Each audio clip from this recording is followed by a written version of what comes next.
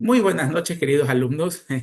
Bueno, un pequeño este, olvido. Según yo sí di clic en grabar, pero bueno, nos comimos un poquito el repaso de lo que vimos el día lunes a última hora, ¿verdad?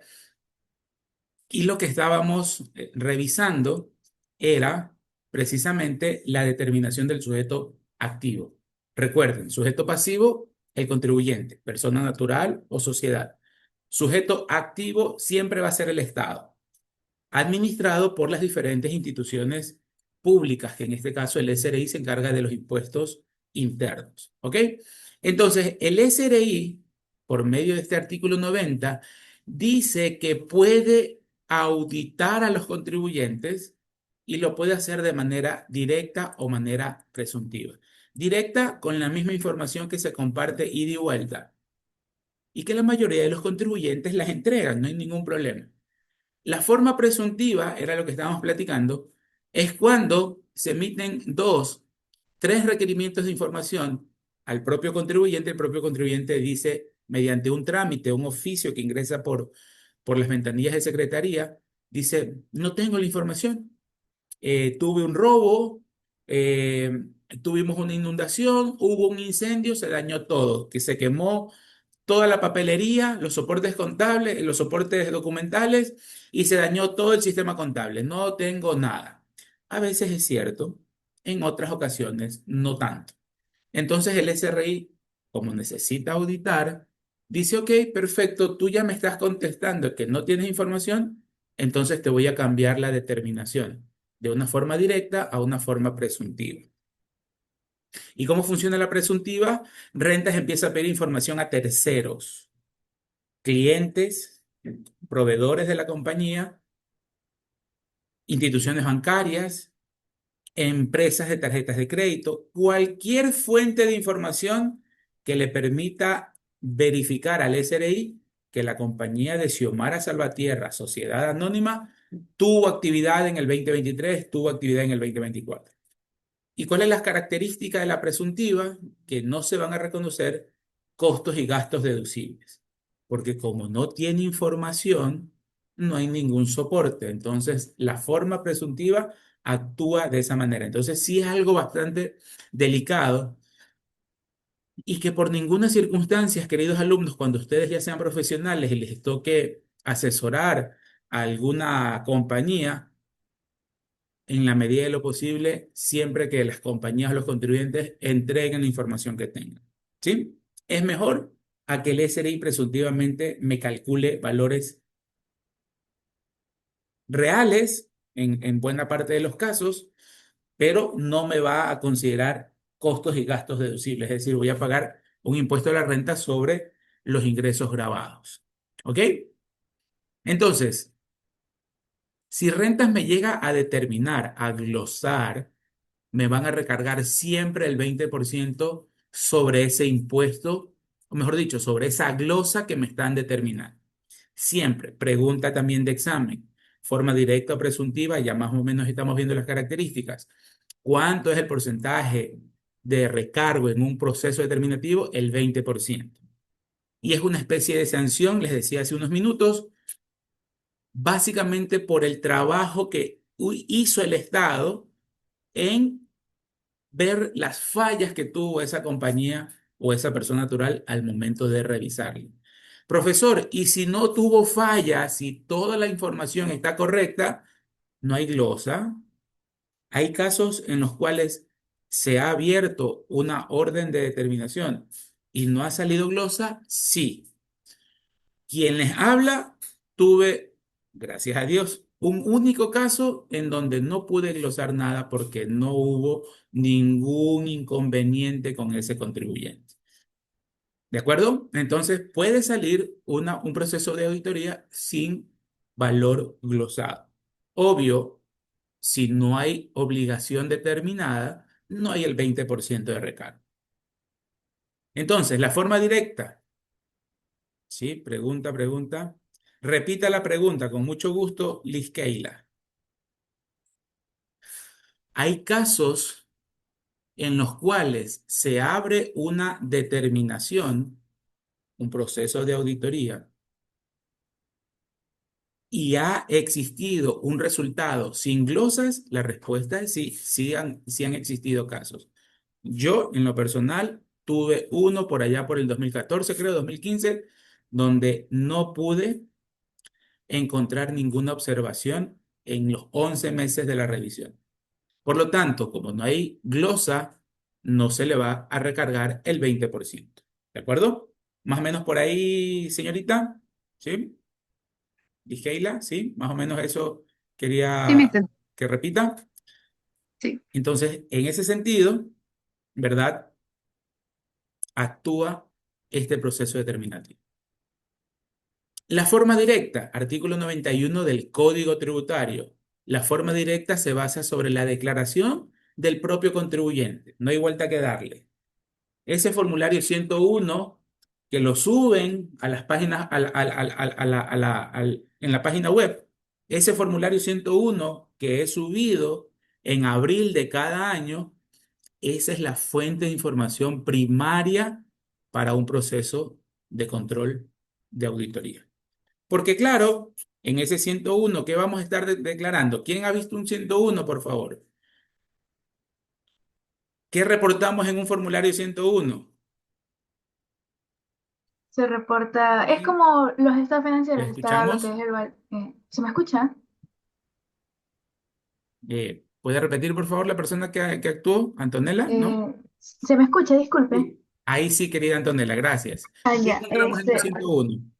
en el formulario 101 lo que se encuentra es casi como los balances financieros, porque al inicio tenemos todo lo que son los activos, pasivos, luego tenemos lo que es ingresos, costos, hacemos la parte de la conciliación tributaria y también ahí vienen las que son las reducciones que hay para sacar el impuesto a pagar. Perfecto, Antonella, muchísimas gracias. Cuando veamos el 101 tiene algunas secciones que muy bien, perfecto, Nayer, muy bien. Es la declaración del impuesto y los balances, correcto. En ese formulario que es gigante, está compuesto en una primera gran parte con los balances de la empresa, los balances de la persona natural obligada a llevar contabilidad. Balance general, activo, pasivo, patrimonio, estado de resultados, donde bien indicó Antonella, van a estar los ingresos, los costos, los gastos, y al final eso desemboca en una utilidad contable. Es decir, la declaración del 101 repite o toma como fuente de información primaria también la contabilidad del contribuyente. En teoría, la contabilidad es, o mejor dicho, el 101 es el fiel reflejo de la contabilidad. Y recién ahí viene el análisis tributario. Luego de esa utilidad contable, viene la transformación a la utilidad gravable que hablábamos el día lunes, que se llama conciliación tributaria, donde recién ahí aplicamos todos los conceptos tributarios. Entonces, con ese 101 presentado, es la fuente de información primaria para hacer una determinación directa. Sobre lo que usted declaró, estimado contribuyente, sobre eso yo le voy a revisar, sobre lo que usted está declarando. ¿Sí? También se toma en consideración la información de su contabilidad, la información de los registros y cualquier otro documento que posea, así como información y otros datos que posea la Administración Tributaria en su base de datos o información que arrojen los sistemas informáticos por efecto de cruce de información con diferentes contribuyentes, con entidades del sector público o cualquier otro tercero. Por esa razón, queridos alumnos, cuando el SRI audita previamente ya tiene información, por ejemplo, del IES, de toda la nómina, como hay convenios de intercambio de información entre las instituciones públicas, Rentas le pide previo a notificarle, o, les dije el día lunes que Rentas hace un mapa de riesgos para saber a quién va a auditar. Yo creo que sí les dije, ¿verdad? Ya hay una programación de lo que se va a auditar, ¿sí? A enero de cada año ya el departamento de auditoría ya sabe cuántas empresas y cuántas personas naturales van a estar auditadas o van a ser auditadas en ese año. Asumamos, aquí en la provincia de Guayas, que sean 160 contribuyentes entre sociedades y naturales. Ya se sabe quiénes son esas 160 contribuyentes y se empieza a pedir información, cruces de información, para ganar un poquito de tiempo. Y cuando a la compañía de Xiomara, Xiomara Salvatierra S.A., se le pida en el primer requerimiento la contabilidad, los mayores, los asientos, etcétera, etcétera, también se va a pedir gasto de nómina, los valores que ha pagado por patronal, etcétera, etcétera. Y rentas lo único que hace en trabajo de escritorio, cruzar lo que entrega el contribuyente versus la base del IES. Y así cruza información con otras instituciones del Estado. Por ejemplo, la ANT, todos los vehículos que tenga a nombre de esa compañía, ya rentas previamente lo sabe.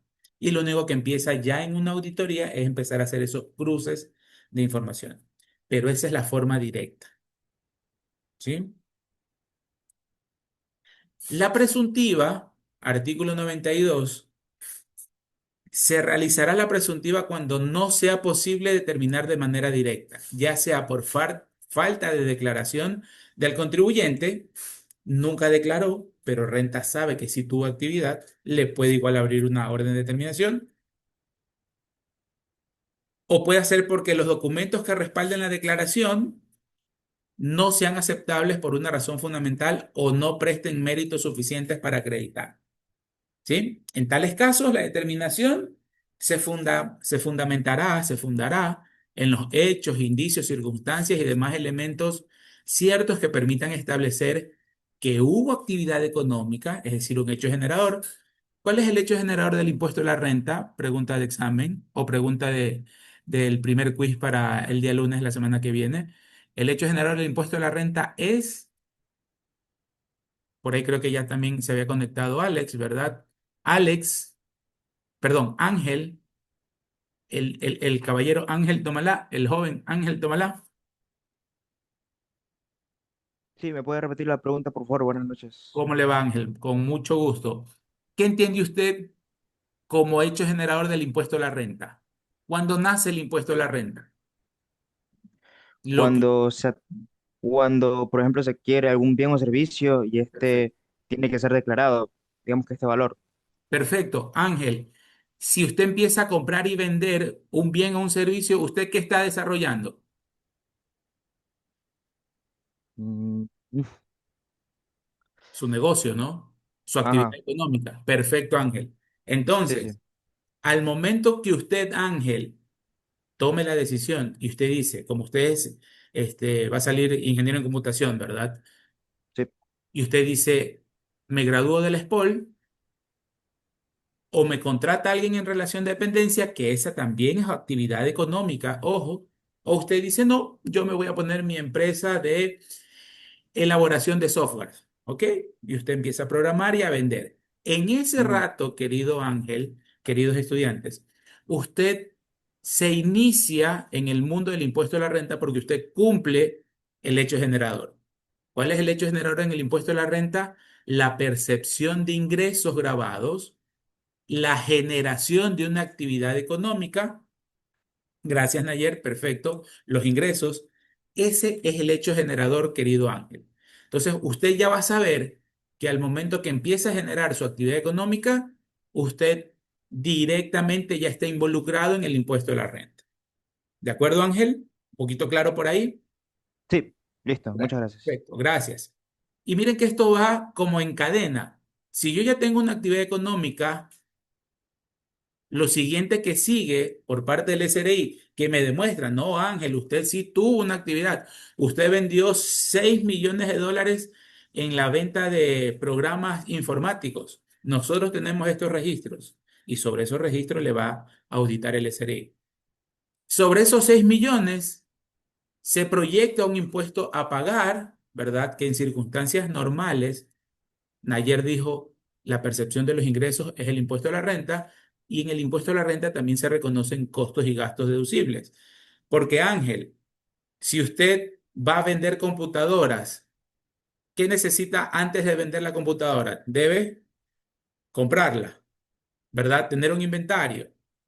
Entonces, en una circunstancia normal, queridos alumnos, en una actividad económica normal, si yo ya tengo un ingreso por principio contable, para haber percibido ese ingreso, yo tuve que haber incurrido en un costo o en un gasto. Y la norma tributaria se lo reconoce. Entonces usted no va a pagar el impuesto de la renta sobre los ingresos, ¿verdad? Correcto, Nayer. Ya voy a esa pregunta. Si no es que usted, la renta, que es la utilidad, usted lo va a pagar sobre ingresos menos costos y gastos.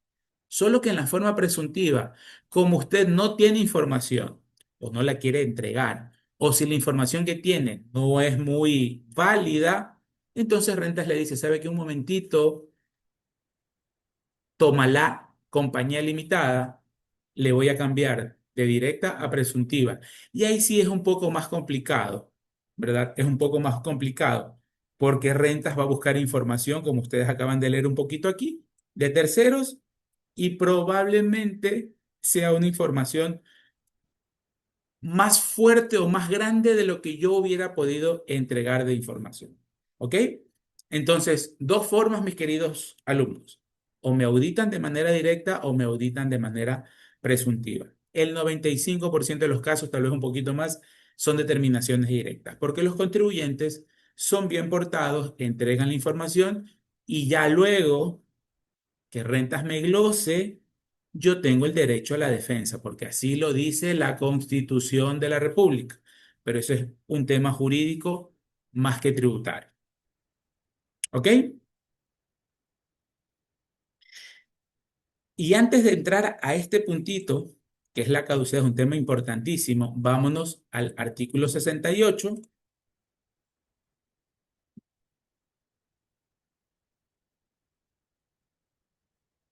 del Código Tributario. Me imagino que ustedes han de haber escuchado en algún momento que el Ecuador es un estado de derecho, ¿verdad? ¿Por qué de derecho? Porque es un estado que está regulado por una constitución, que es un libro jurídico, está regido por leyes, por reglamentos, y tenemos que acogernos a las leyes y reglamentos, ¿verdad?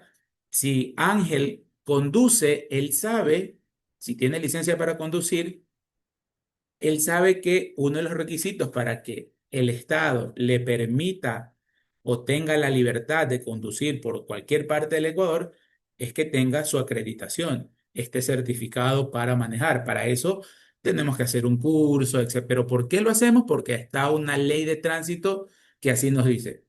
Yo sé que Ángel, si conduce, él va a respetar los semáforos en rojo porque sabe que hay una sanción, una contravención si yo me paso una luz roja. Eso es un Estado de Derecho. Nos regimos como sociedad ecuatoriana por leyes, leyes y leyes. ¿Sí?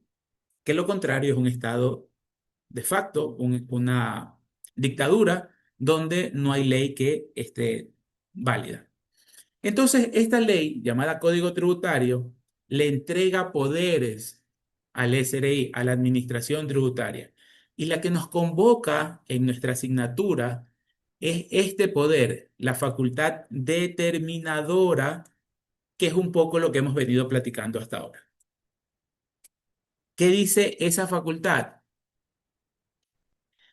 Que la auditoría, la determinación de la obligación tributaria es el acto o conjunto de actos reglados realizados por la administración activa, el SRI, tendientes a establecer en cada caso particular que hubo un hecho generador, lo que platicamos hace un ratito con Ángel, es decir, hubo actividad económica, hubo compra-venta, hay un hecho generador de la renta, hay un contribuyente obligado, la compañía Tomalá, compañía limitada, hay una base imponible, lo que les hablaba.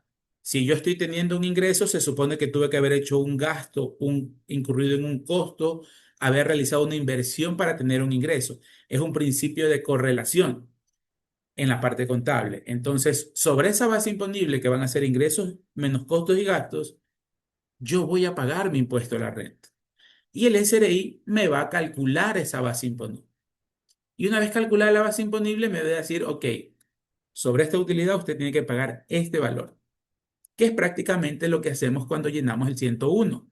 Nos estamos autodeterminando básicamente porque así lo dice el Código Tributario. Una declaración es una autodeterminación. Entonces, ese poder, continúa diciendo el código, comprende verificar, complementar o enmendar declaraciones de los contribuyentes,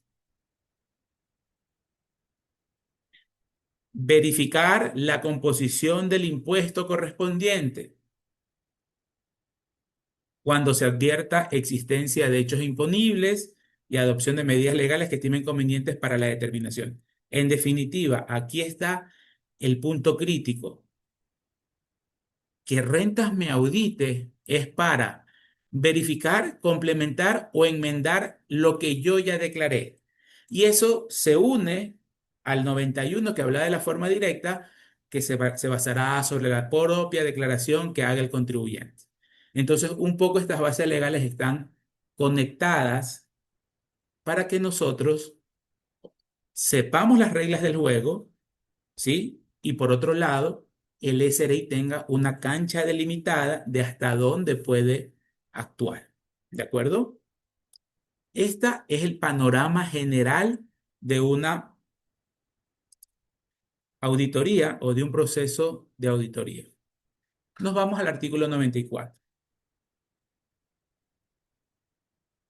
Y como aquí vamos a hablar del número de años, me voy a llevar estos párrafos a un Excel. Les voy a compartir el Excel para que ustedes logren ver el alcance de esos años que nos dice el Código Tributario. ¿Ya? Permítanme copiar el resto del artículo y compartimos un Excel.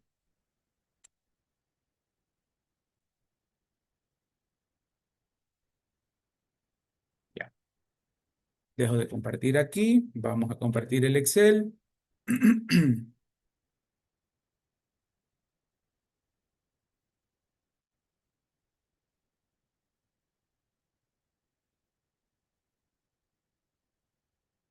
Ok. Entonces ya vimos que el Código Tributario le da un poder al SRI para que verifique, complemente o enmiende las declaraciones. Es decir, un proceso de auditoría es algo legal, no es algo ilegal, porque la norma así lo establece, le da ese poder al SRI. Sin embargo, ese poder no es ilimitado, tiene su fecha de caducidad. ¿Sí? Y el artículo 94 precisamente norma, o como lo digo, enmarca la cancha de hasta dónde puede llegar el SRI. Y vamos a leerlo despacito, ¿ok? Para que lo logremos entender. En los tributos que la ley exija determinación del sujeto pasivo, renta, IVA, ICE, que son impuestos que hay que declararlos, el ISD también, por ejemplo, el SRI puede revisar esas declaraciones. Pero ese poder caduca, ¿sí? Caduca ¿en cuántos años dice el Código Tributario? En 4 años. Caduca en 4 años. Caduca en 4 años. Contados desde qué fecha, ya vamos a leer. Caduca en 4 años desde la fecha en que se presentó la declaración. Miren ustedes. Entonces, aquí nosotros vamos a empezar a escribir lo siguiente.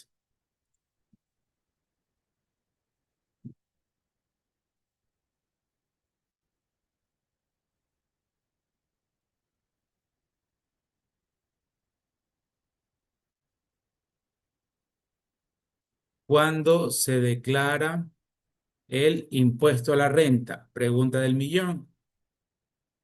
Para personas naturales se declara en marzo de cada año. Y para personas jurídicas o sociedades,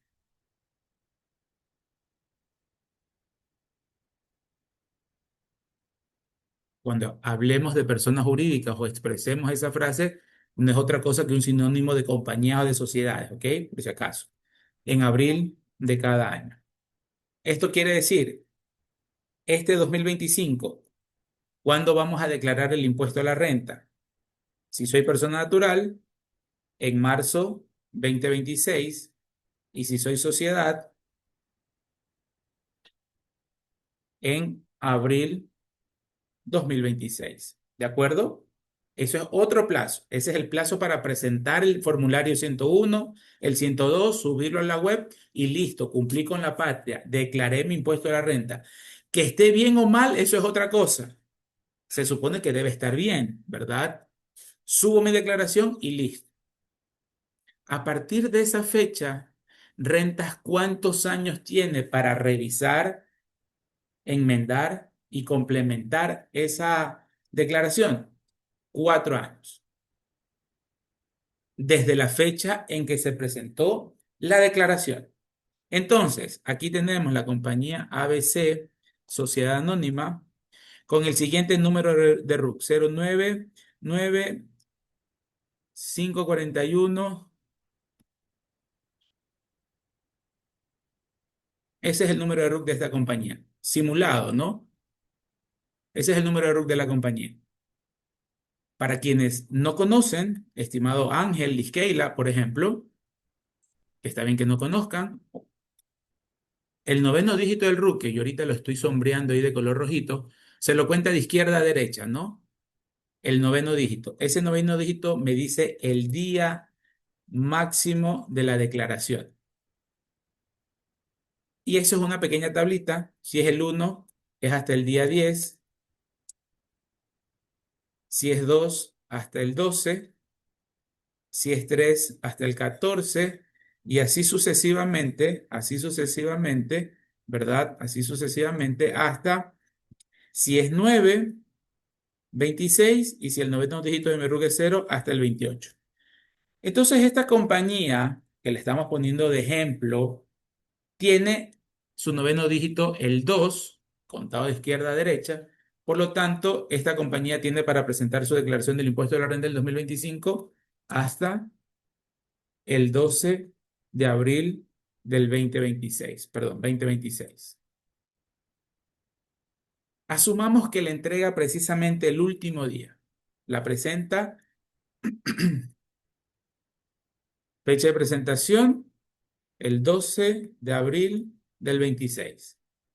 A partir de que se sube esa declaración, Rentas tiene 4 años para revisarme esa declaración. Entonces, aquí tenemos año 1, año 2.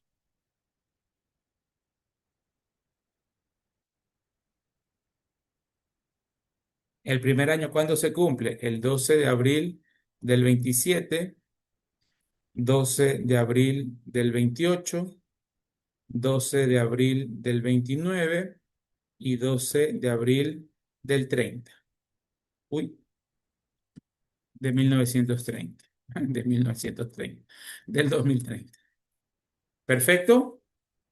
Una vez presentada la declaración, Rentas tiene 4 largos años para notificarme un, la apertura de un proceso de auditoría tributaria.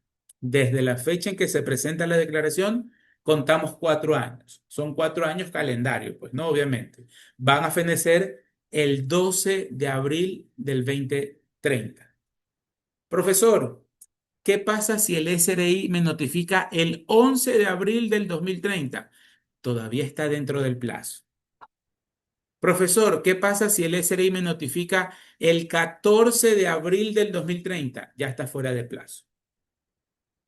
Por lo general no ocurre eso, pero si llegase a ocurrir eso, el contribuyente tiene todas las de ganar. Se va directamente donde un abogado, presenta una demanda, que esa determinación ya está caducada, que ese año ya fue, ya pasó. Entonces, recuerden que estábamos declarando el 2025, ¿no? Entonces, ese 101 que lo vamos a presentar en abril del próximo año, Rentas me lo puede revisar hasta abril del 2030. Son 4 largos años en los cuales Rentas me puede revisar. Y hago mucho hincapié en esto de aquí porque es un tema muy importante, más allá de que ya con la práctica nosotros podamos calcular rápidamente el tiempo que queda para que Rentas me audite. Por eso el día lunes yo les decía, cuando cometemos un error, lo más saludable, hagamos la sustitutiva. Recuerden que tenemos un año para hacer sustitutivas. El otro es esperar que Rentas no me auditen los 4 años y salir bien librado. O si dentro de esos 4 años Rentas me audita, atenerme a las consecuencias, como se dice popularmente hablando, ¿no? Entonces, ese es el primer periodo de tiempo en la que caduca el poder del SRI para poder revisarme una declaración. Pregunta, pregunta.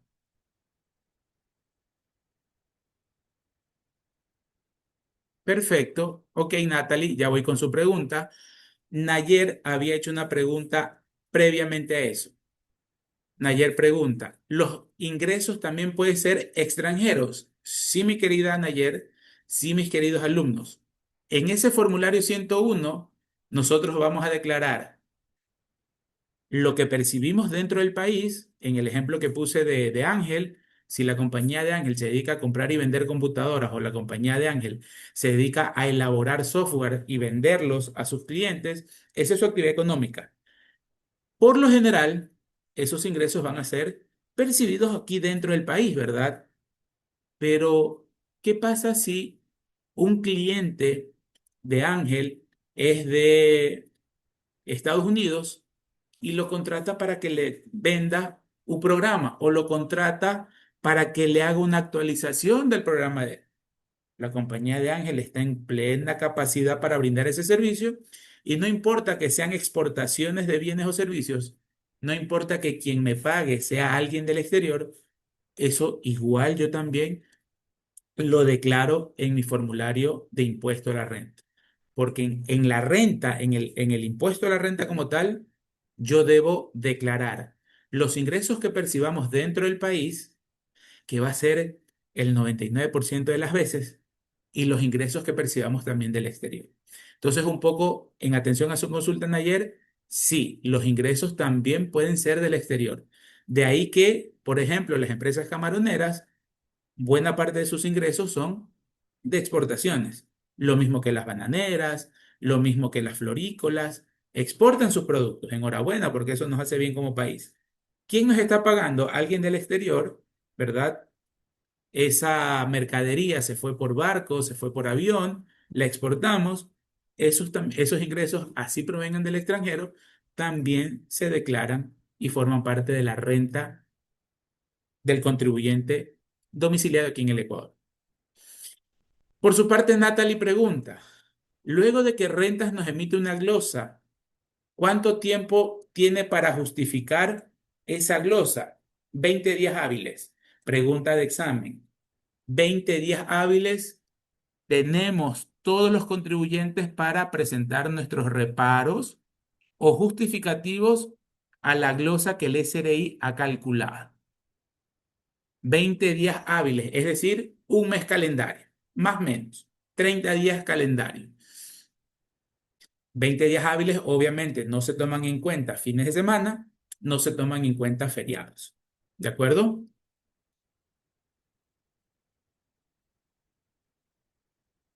A la orden, Natalie. Un placer. Ok, entonces ese es el primer gran periodo de tiempo, 4 años para que Rentas me revise. ¿Qué pasa si el contribuyente no presentó la declaración? Profesor, ¿puede darse ese caso? Es poco probable, pero sí puede darse. Repito, por lo general los contribuyentes presentan las declaraciones, mal o bien las presentan más por una cuestión de cumplimiento. Sabes que para no tener problemas con rentas, declara, declara, declara. Si sabemos que está por ahí algo mal, declara, declara. Puede ser que no me revise, pero declara, porque no quiero pagar multas por atrasarme. Pero sí hay ciertos casos en el que el contribuyente no ha declarado. ¿Qué pasa cuando el contribuyente no ha declarado? Ahí el plazo ahora va a ser de 6 años. 6 años. ¿sí? 6 años.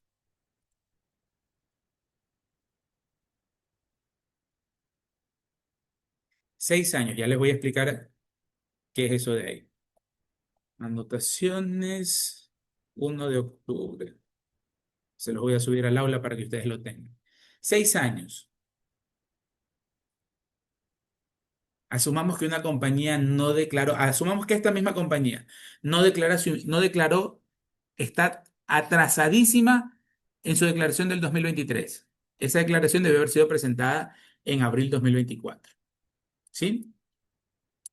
Hasta el día 12 de abril del 2024.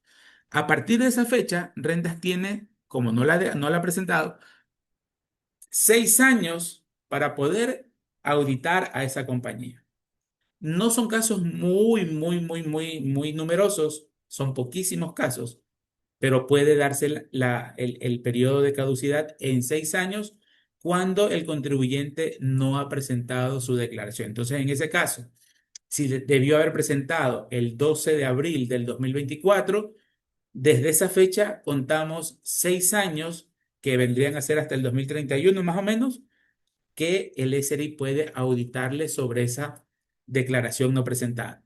Profesor, si ya vimos que la forma directa es con base en la declaración, en la propia declaración del contribuyente, ¿cómo se hace aquí cuando el rentas no tiene la declaración del contribuyente? Le puede abrir la presuntiva, eso es uno de los casos por los cuales se puede abrir una presuntiva, ¿sí? Y se dispone de más tiempo para poder auditar. Entonces, segundo periodo de tiempo. Y tercero, el otro periodo de tiempo que dice la caducidad. Recuerden, asociemos el término caducidad como si fuese un producto que expira. En este caso, un poder que va a expirar. No es ilimitado en el tiempo este poder. 4 años, si es que se ha presentado la declaración. 6 años, si no se ha presentado la declaración, ustedes pueden crearse un mapa conceptual para tener estos conceptitos un poquito más directos. Y el tercer plazo es de 1 año cuando, dice el código, cuando se trate de verificar un acto de determinación practicado por el sujeto activo, SRI, la facultad determinadora caduca en 1 año desde que se notifica tales actos. Repítame, profesor, porque no entendí. Con mucho gusto. Cuando ya Rentas abre una auditoría tributaria, tiene el plazo de 1 año para cerrar esa auditoría tributaria. Dice textualmente el código, volvamos a leerlo. Cuando se trate de verificar un acto de determinación practicado por el sujeto activo, la facultad determinadora caduca en 1 año desde la fecha en que se notificó esos actos. Es decir, que el poder del SRI, si se notifica hoy a la compañía de Sergio Chiriguayo, hoy, 1 de octubre del 2025, esa orden de determinación, ese proceso de auditoría debe cerrarse en 1 año. Y aquí sería un año calendario, es decir, hasta el 1 de octubre del 2026.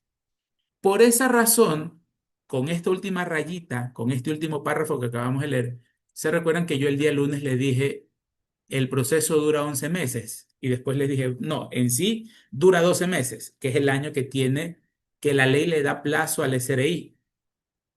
Pero 1 mes no hay que contar porque ese es el mes que se le da al contribuyente para que analice y exponga sus reparos a las glosas que Rentas le ha sacado o le ha calculado. Entonces, en 11 meses realmente un auditor tiene que llegar a una fase final, a un cálculo final de cuáles han sido las glosas que se han determinado. Pregunta por parte de los plazos, por favor.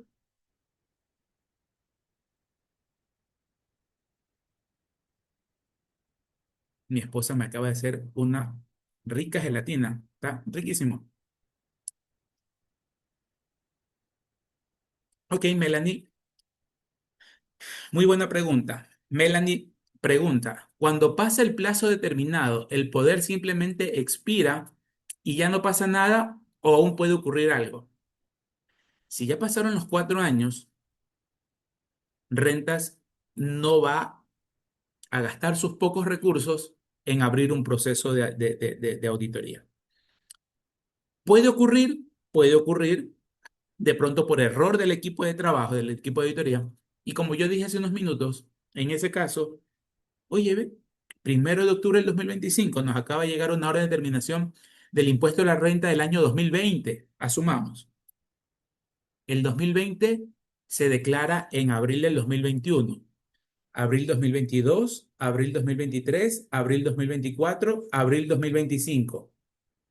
Abril 2025, me están notificando en diciembre, en diciembre, en octubre. Eso ya expiró, ya caducó. Técnicamente la palabra que hay que usar es caducar. ¿Ok? Ya caducó. Error de renta si es que me lo notifica y yo lo que tengo que hacer es una contestación de decirle que el impuesto a la renta del 2020 ya está caducado, ya no puede ser revisado por el SRI. Y no puede ocurrir nada más, querida Melanie, ni queridos estudiantes. Pasados los 4 años, no hay poder administrativo ni jurídico que pueda hacer que se abra o se aperture un proceso de auditoría con esa compañía. Salvo el caso, ojo, salvo el caso que Rentas tome los 6 años porque el contribuyente no ha presentado su declaración. Ese es otro escenario. ¿Ok? Pero si es todo normal, hemos presentado las declaraciones y me están notificando ahorita, 2020, eso ya está caducado. ¿Sí? Eso ya está caducado, no tiene poder jurídico cualquier actuación que haga el SRI por el impuesto a la renta del 2020. ¿De acuerdo? ¿De acuerdo, querida Melanie? Listo. Dejo de compartir, veámonos y hagamos una retroalimentación de lo que hemos conversado hasta ahorita. Entonces, hemos visto qué es un proceso de determinación. Es el acto o conjunto de actos que el SRI tiene para poder verificar mi declaración, revisarla y enmendarla porque cometí de pronto algún error. Ese poder me lo entrega una ley, es decir, es algo, es un proceso jurídico, es un proceso legal, no es un proceso arbitrario, por un lado. Por otro lado, ese proceso tiene su plazo de caducidad, porque imaginémonos que nosotros, que Ángel Tomalá, que va a ser el representante legal de la compañía de aquí a unos 3 años, nunca va a poder dormir ese pobre hombre, pues no, de saber, "Chuta, estamos 2025 y la declaración del 1998 yo la hice mal y todavía no me la revisan, esperemos, no, imaginémonos un escenario así de extremo, no es jurídicamente viable. Por esa razón, las leyes en su contexto general, en lo que a impuestos se refiere, las leyes siempre van a indicar hecho generador, bases imponibles, tarifas o cuantías del impuesto, exoneraciones, beneficios, sanciones y en este caso también delimita lo que el SRI puede hacer, porque si no, otra vez imaginémonos, nadie va a poder dormir tranquilo porque Rentas en cualquier momento me puede abrir una auditoría, así sea de 10 años atrás. Y segundo, a los contribuyentes no nos da seguridad jurídica de que ya lo pasado, pasado. Si cometí un error de buena fe y Rentas no se dio cuenta, pues qué pena, ¿sí? O si lo hice a sabiendas, a propósito, y Rentas no me dijo, no revisó, evadí el impuesto, pero como la autoridad de control no revisó, no logró determinar o verificar que yo cometí un error a propósito, eso no termina en un juez para que un juzgado, mejor dicho, para que el juzgado me castigue a mí por evasor fiscal, que es más o menos lo que ocurre en las leyes del día a día. Nos pasamos un semáforo en rojo. Dios no permita, chocamos a alguien. Dios no lo permite en ese choque, alguien fallece y el conductor se va a la fuga. mientras la autoridad de tránsito, en este caso, que son los llamados a verificar esto de aquí, no aprendan al conductor, no tome las pruebas necesarias y eso no lo lleve a un juzgado, esa persona va a vivir sabiendo que cometió un acto muy, muy delicado, y en ese sentido, pues la autoridad no actuó y no hubo sanción para el implicado. Es prácticamente lo mismo aquí en impuestos. Hay contribuyentes, sí, queridos alumnos, de que hacen las cosas mal a propósito, precisamente porque Rentas no revisa lo que debería revisar, pero hay sus justificaciones técnicas de promedio, ¿no? Está riquísima esta gelatinita así calientita, qué rico. Me parezco un niño de 8 años aquí. Bueno, entonces eso hemos retroalimentado. También las formas de determinación.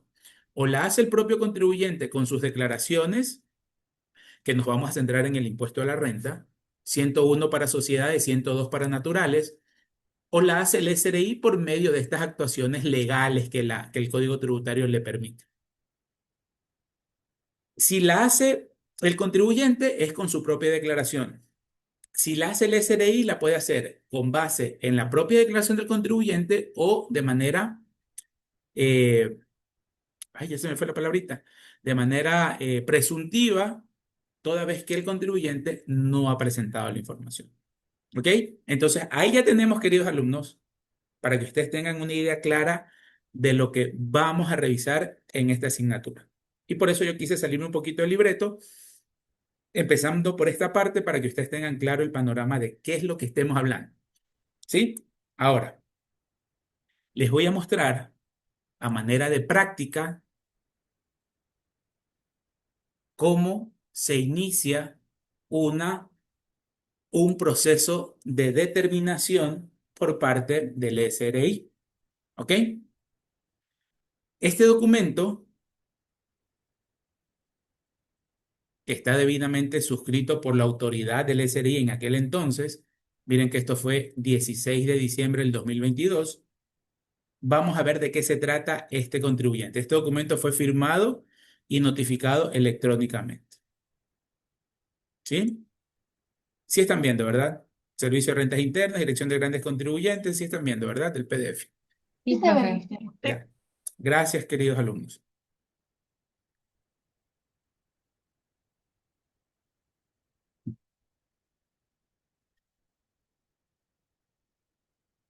Orden de determinación.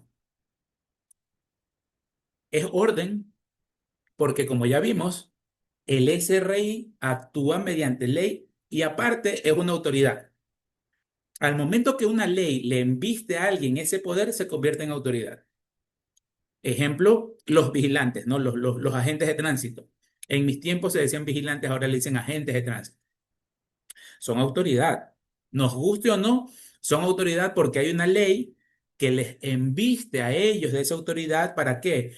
Para poder detener un vehículo, para pedirle a las personas que entreguen a los conductores, más que nada, pedirle la identificación, etcétera, etcétera.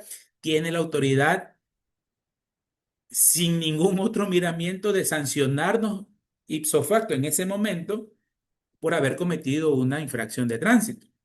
Lo mismo acá.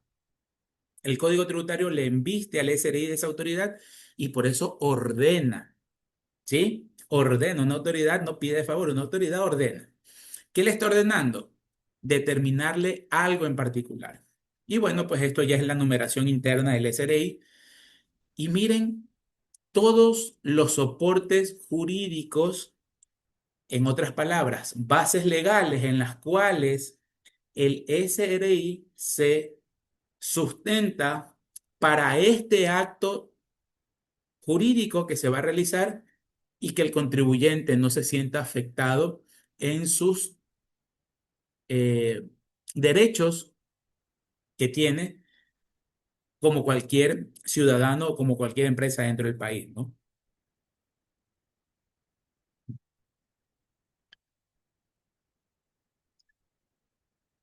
Y habla un pocotón de normas jurídicas Incluso por aquí debe estar la ley, ujú. Miren, aquí, por ejemplo, este tipo de párrafos, que mediante una resolución, que es otro documento legal, el director del SRI delega a los diferentes directores de grandes contribuyentes el poder, la facultad de expedir y suscribir, o sea, firmar determinados actos relacionados con los sujetos pasivos considerados grandes contribuyentes. También, miren, se indica la autoridad que tiene la persona que va a firmar este documento. Aquí estaba, esta señora que se llama Yasmina Las Mercedes Salazar Arroba, me voy un ratito abajo para que no se vayan a asustar, es la que firma, ¿no? Es decir, otra vez, como estamos en un estado de derecho, todo debe estar debidamente sustentado en alguna norma o en alguna ley. Entonces, aquí se indica que ella tiene el nombramiento de jefe del Departamento de Fiscalización. Es decir, este documento lo firma el jefe departamental, no lo firma el auditor, lo firma el jefe departamental, es decir, una autoridad dentro del SRI. Y culmina diciendo esto, ¿no? La administración tributaria en uso de la facultad determinadora que acabamos de revisar, de conformidad con los artículos 67, 68 y 87 del Código Tributario, los artículos 22 de la Ley de Régimen, los artículos 258 del reglamento, mediante la presente orden, miren ustedes, mediante la presente orden, dispone el inicio de un proceso de determinación de la obligación tributaria correspondiente al impuesto a la renta del 2019, del impuesto a la renta del 2019. Así se inicia una auditoría, queridos alumnos, notificando este documento. Muchos años atrás,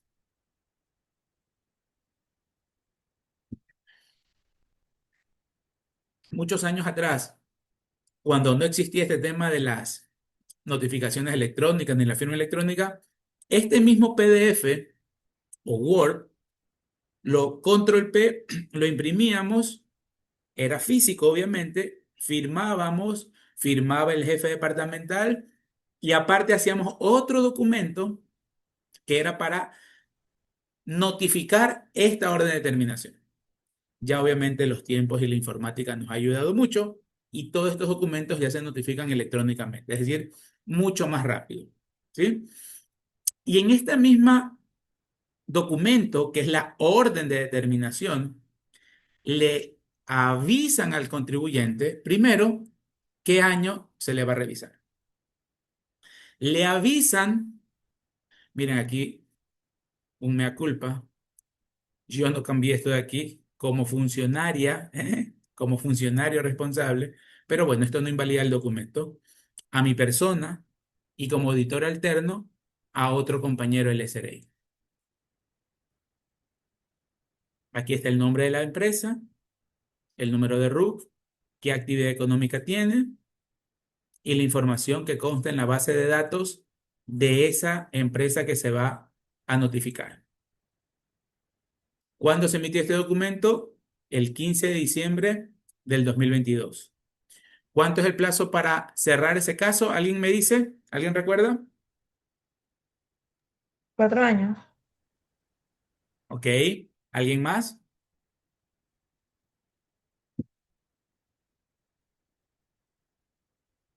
¿Qué plazo tenemos una vez que se abre el proceso determinativo para cerrarlo? 1 año. 1 año. Un año. Perfecto. Un año. Gracias, señorita Catherine. Un año. Es decir, que el último documento debe serle entregado al contribuyente antes del 15 de diciembre del 2023.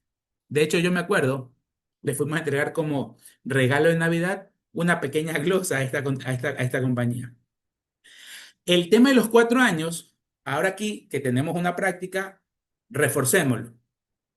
¿Qué año estamos auditando? 2019.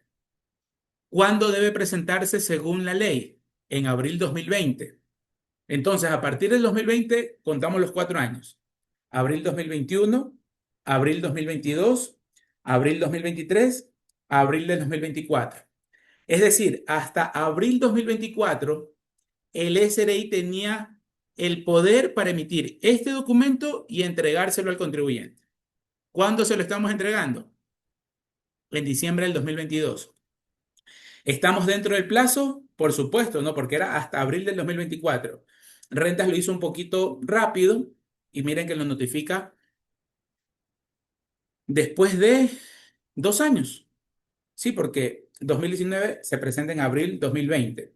El primer año, abril 2021, abril 2022, poco más de 2 años. En diciembre de 2022 le notifican a esa persona, a esa empresa, figurativamente hablando, le tocan la puerta, abren, tenga este papelito, empresa fulana de tal, se le va a auditar el impuesto a la renta del 2019. Cualquier información mayor, presentar con el funcionario del departamento, etcétera, etcétera. Otras basecitas legales que ahí hablan un poco más del tema de comercio electrónico, porque este documento se iba a firmar electrónicamente. Y aquí dice, ¿no? Se notifica con el contenido de la presente orden de determinación en el buzón electrónico del contribuyente. Firma y se entregó al día siguiente, el 16 de diciembre.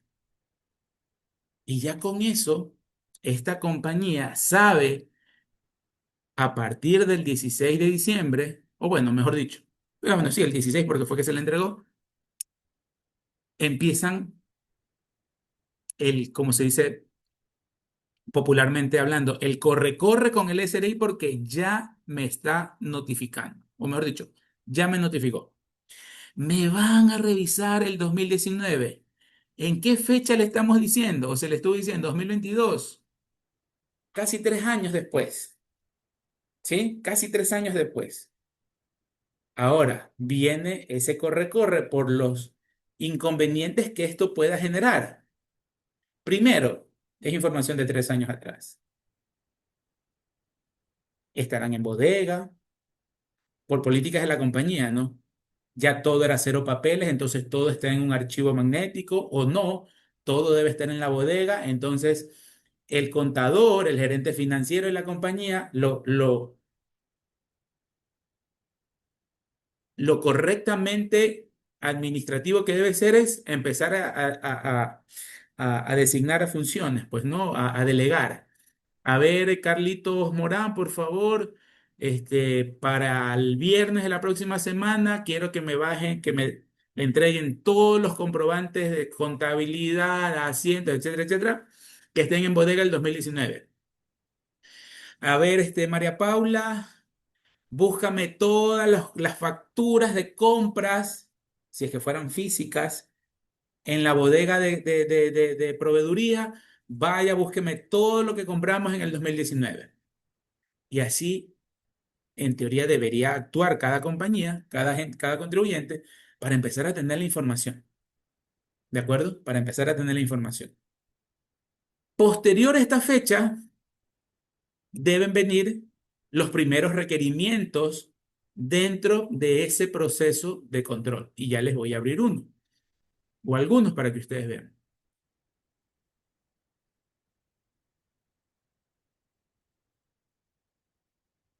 Siguen viendo la orden, ¿verdad?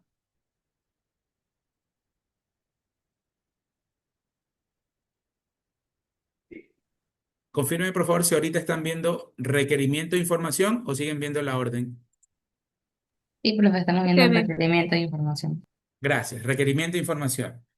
Vámonos a la fecha. ¿Cuándo se emitió Perfecto, gracias, Sergio. ¿Cuándo se emitió este documento?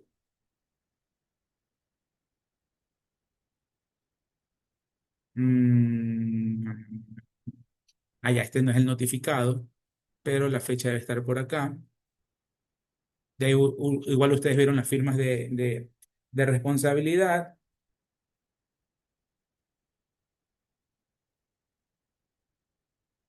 Miren, este es otro documento y aquí se ponen otras bases legales. Por ejemplo, el artículo 260 del reglamento de la ley de régimen dice lo siguiente. Requerimientos de información. El director general, sus delegados pueden requerir por escrito al sujeto pasivo determinado cualquier información o documentación, etcétera, etcétera. Con base en esa norma legal, se le pide cierta información que Rentas considera necesaria para el procedimiento que están realizando. En este caso se pidió reportes anuales, se piden estados financieros en medios magnéticos, con corte al 31 de diciembre, contratos o acuerdos que haya tenido. Miren, el detalle de importaciones en tránsito por el monto de 3.291.000 dólares. Profesor, ¿esos 3 millones dónde salió? Del 101 que presentó la compañía en abril del 2020. Claro, miren, Rentas le pide, pero Rentas con SENAE tiene intercambio de información y ya Rentas sabe esa información. Lo que quiere hacer al momento que la compañía le entregue la información, otra vez, contrastarla, ¿no? Hacer un match. Y plazo de entrega de la información, 10 días hábiles. 10 días hábiles. Otra vez, no se cuentan ni fines de semana ni feriados.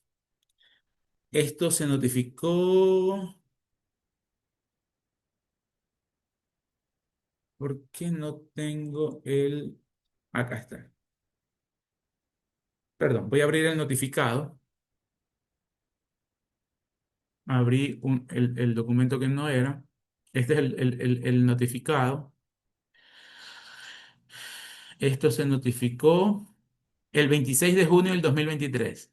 ¿Se recuerdan que se abrió en diciembre de 2022? Ya este requerimiento no es necesariamente el primero, pero miren, se pidió como que a mitad del año, ¿no? A mitad de los 11 meses que se tiene para presentar, hacer el proceso de auditoría.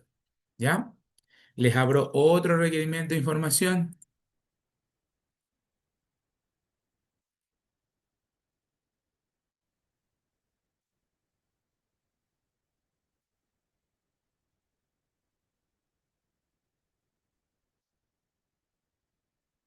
Aquí hay otro requerimiento de información a la compañía. ¿Y qué se le pidió aquí? Mapeo y detalle pormenorizado de todas las cuentas contables de cada uno de los rubros para el cálculo de la utilidad bruta, ¿sí? Conciliación de la información de los rubros de estados financieros auditados en el segmento agroquímicos, el desglose de gastos administrativos y de ventas, asientos de diarios y cuantificación e identificación de las cuentas contables, etcétera, etcétera, etcétera. 7 puntos. Bueno, 7 puntos. Otra vez, plazo para presentar la información, 10 días hábiles. Entonces, de esa forma se desarrolla un proceso de auditoría tributaria. Nace con la orden de determinación, intermedio, se emiten y notifican requerimientos de información. Repito, para esto, ya Rentas tiene descargada mucha información, ya Rentas ha revisado las declaraciones del contribuyente. Rentas también puede emitir estos requerimientos de información a los proveedores o clientes en casos bastante especiales que Rentas pueda creer que la información no está tan completa o no es tan verídica y necesita contrastar con terceros. Entonces, se va desarrollando la auditoría tributaria y cuando llegamos más o menos al mes número 10 se emite este documento, acta borrador de determinación del ejercicio fiscal 2019. ¿La están viendo? Acta borrador de determinación. Sí, profe. Gracias. Esto es una pequeña tesis, si ustedes se dan cuenta, 172 páginas, donde el SRI, aplicando su facultad determinadora, ha revisado mucha información y llega a las siguientes conclusiones. ¿Por qué se llama acta borrador, profesor? Porque es el borrador de las glosas y a partir de que se lee porque este documento también se notifica, pero hay que leerle en una reunión presencial en tiempos de pandemia.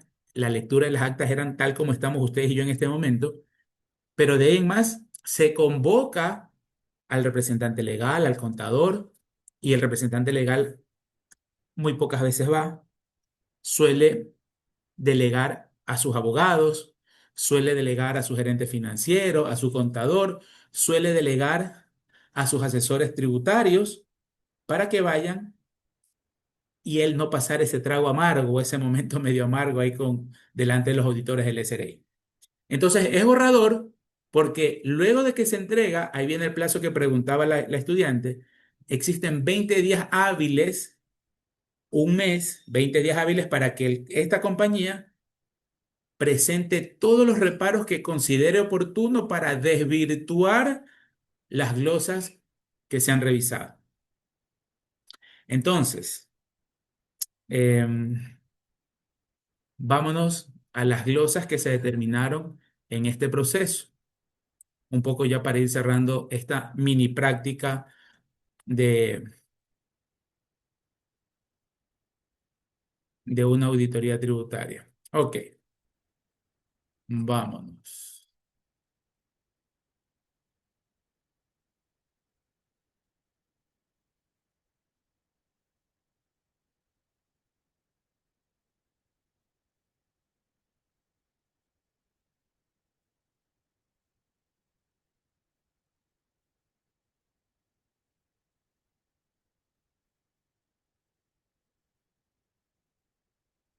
Resumen de diferencias.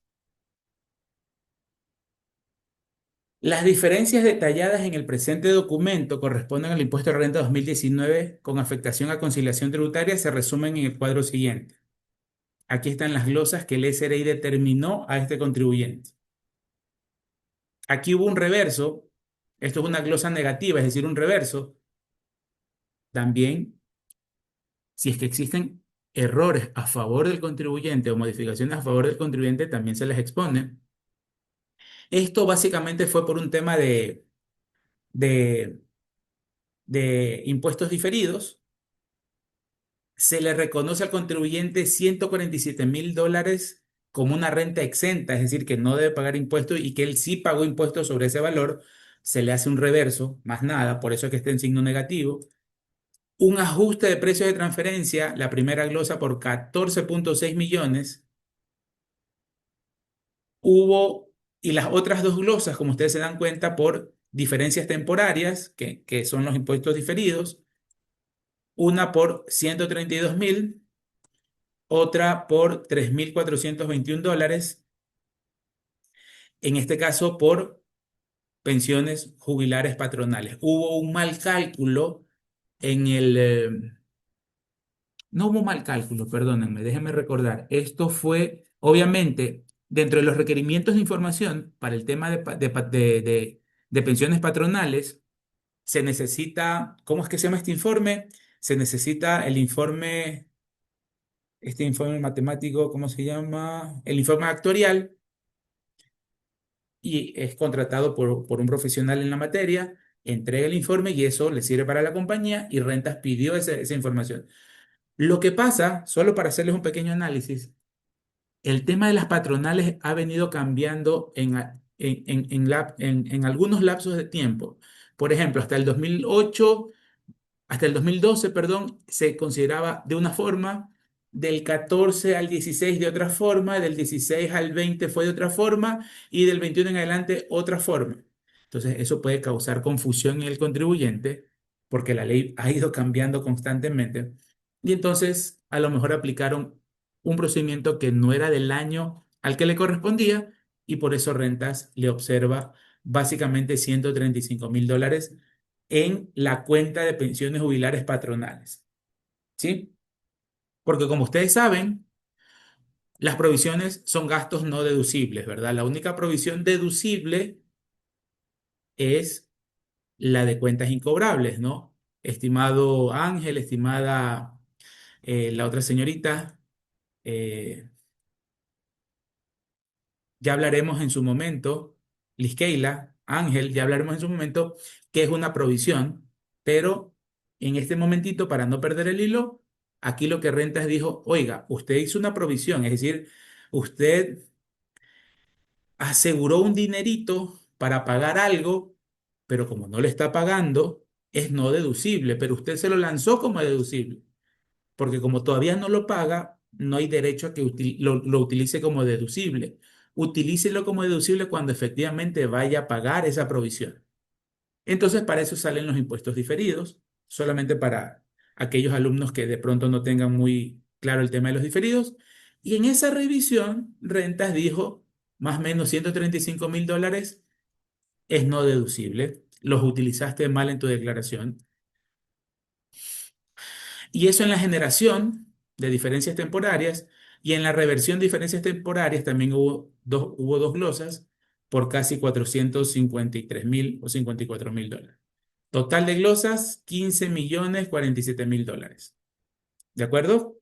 Esos fueron los cuatro grandes puntos que se obtuvieron como diferencias. No hubo ninguna otra diferencia, por ejemplo, en gastos no deducibles, en ninguna otra. Solo se glosó en estos tres o cuatro conceptos. Les muestro también, para que ustedes vean, el recargo,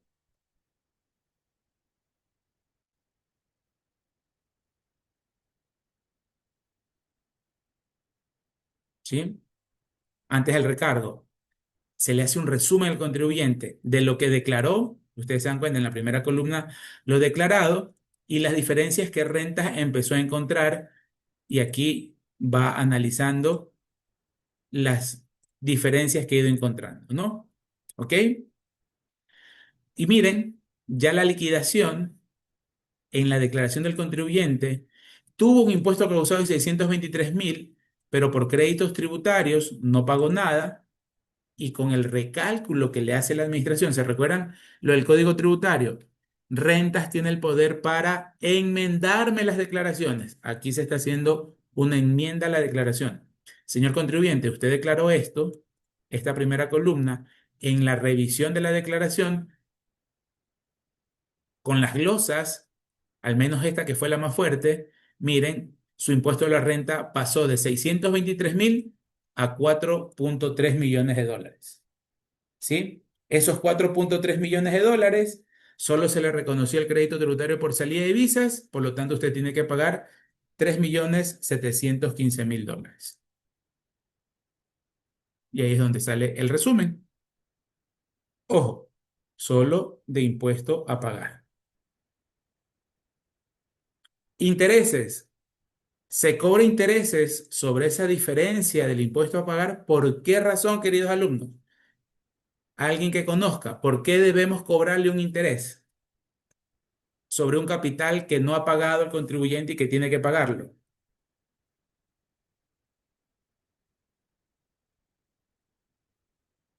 Básicamente por un análisis financiero, ¿no? Valor de dinero en el tiempo.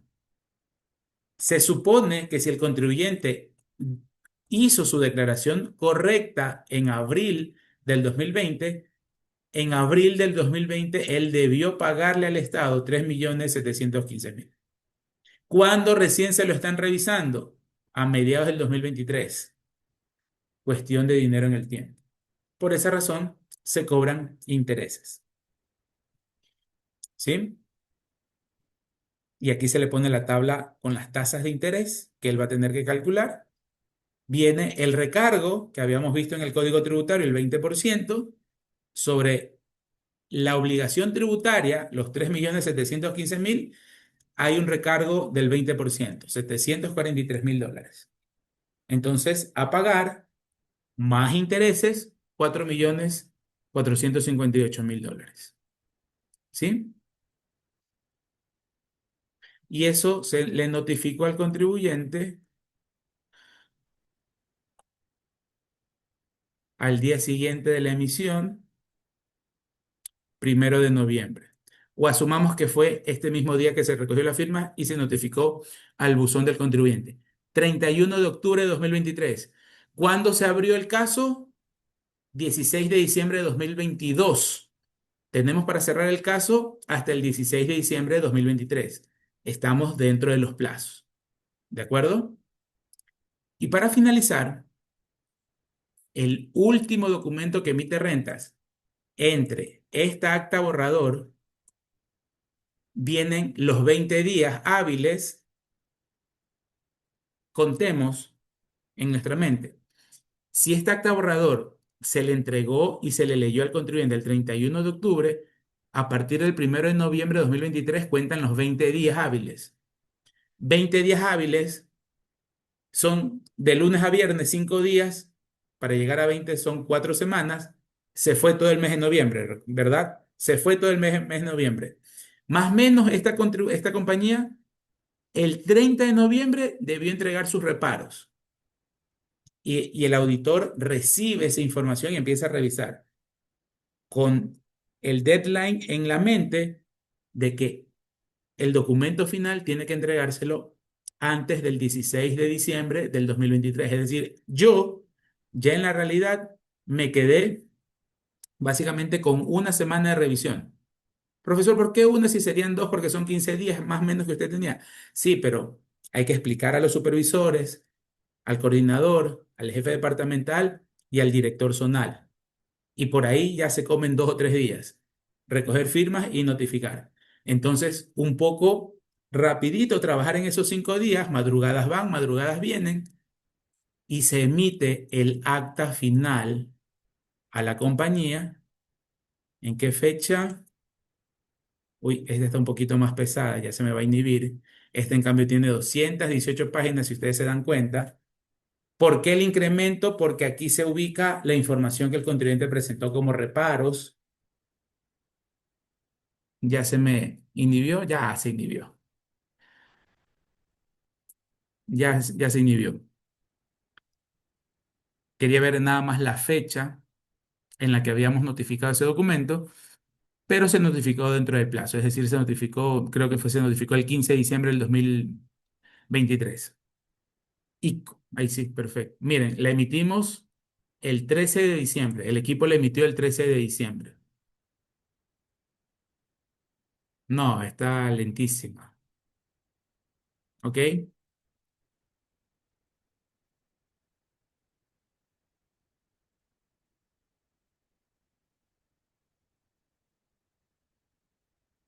Está lentísima, ya se va a quedar ahí.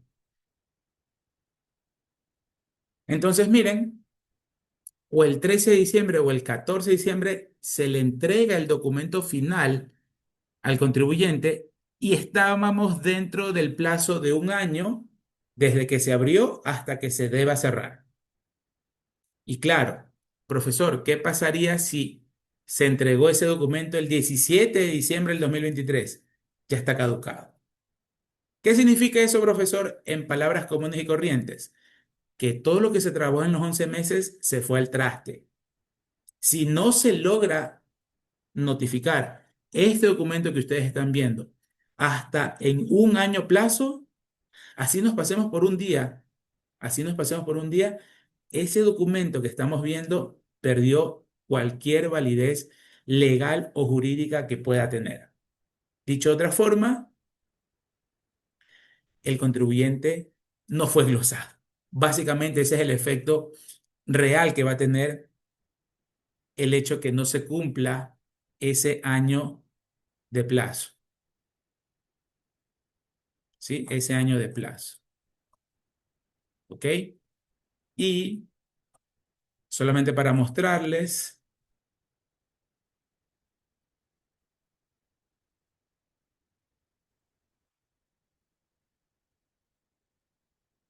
se ratificaron los valores a pagar. ¿Sí se dan cuenta? Impuesto a la renta a pagar por 3.715.000 y el recargo del 20%. Es decir, el contribuyente presentó reparos, para el equipo de auditoría esos reparos no fueron suficientes, por lo tanto, como no logra desvirtuar, la administración tributaria dice, nos mantenemos en los mismos valores. Entonces, este documento o este proceso, esta auditoría que inició el 16 de diciembre del 2022, culminó el 13 de diciembre de 2023, glosando a esta compañía por 3.7 millones de dólares.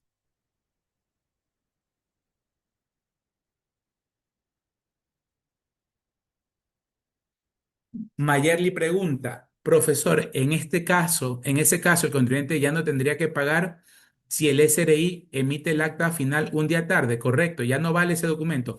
Se lo va a entregar al buzón electrónico, se lo puede llegar físicamente a las oficinas, pero ya no tiene validez ese documento.